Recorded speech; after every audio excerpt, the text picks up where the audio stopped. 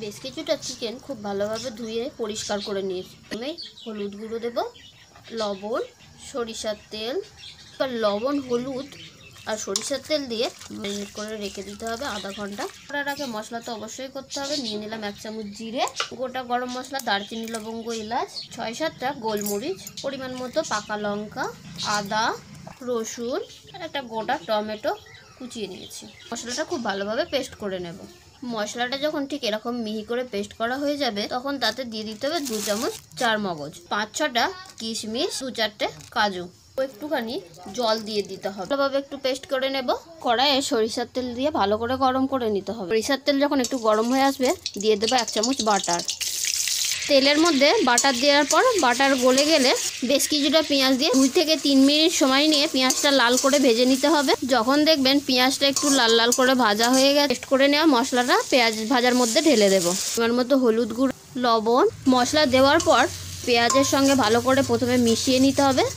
এবার মশলা থেকে তেল ছাড়া পর্যন্ত মশলাটা ভালোভাবে কষিয়ে নিতে হবে। আমি যেহেতু চিকেনে হলুদ দিয়ে ম্যারিনেট করেছিলাম সেই জন্য এখানে অল্প একটু হলুদ গুঁড়ো দিয়েছি।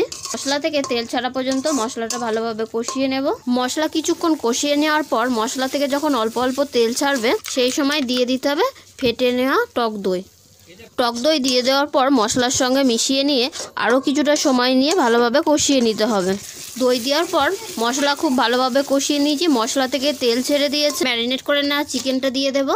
5-6 টুকরো আলু, চিকেন আর আলু মশলার সঙ্গে ভালোভাবে মিশিয়ে সময় নিয়ে ভালোভাবে কষাতে হবে। আপনারা চাইলে আলুটা ভেজেও দিতে পারেন।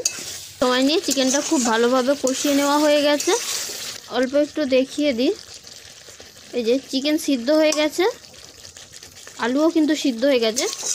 এই কষিয়ে নেওয়া চিকেনের মধ্যে দিয়ে দিচ্ছি অল্প করে গরম জল। ঝোল করব না, একদম মাখা মাখা করব। জল দেওয়ার সঙ্গে সঙ্গে ভালো করে চিকেনটা মিশিয়ে নিতে হবে। আমার ভিডিও আপনাদের ভালো লাগলে অবশ্যই কিন্তু লাইক করবেন আর বন্ধুদের সঙ্গে প্রচুর প্রচুর শেয়ার করবেন। মিশিয়ে নিয়েছি, এর থেকে বেশি আর জল দেব না। ঢাকা দিয়ে ফুটিয়ে নেব। কিছুক্ষণ পর ঢাকা তুলে নিচ্ছি। ঢাকা তুলে নেওয়ার পর একটু নেড়ে দেব। দেখে নেব আলু সিদ্ধ হয়েছে কি। আলু সিদ্ধ হয়ে গেছে। অল্প একটু ওপর থেকে ছড়িয়ে দিচ্ছি চিকেন মশলা আর 1 চামচ ঘি আর চিকেন মশলা চিকেনের সঙ্গে ভালো করে মিশিয়ে নিয়ে সহজ পদ্ধতিতেই তৈরি হয়ে গেল বাটার চিকেন।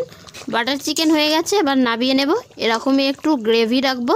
ঢেলে নিচ্ছি অন্য একটা পাত্রে। ভিডিওটা ভালো লাগলে অবশ্যই লাইক করবেন, শেয়ার করবেন আর কমেন্ট করে জানাবেন আমার ভিডিও আপনাদের কেমন লাগে। শীতের রাতে এরকম গরম গরম কষা কষা চিকেন আর তার সঙ্গে পরোটা, রুমালি রুটি, রাইস যে কোনো কিছুর সঙ্গে খেতে খুবই ভালো লাগবে।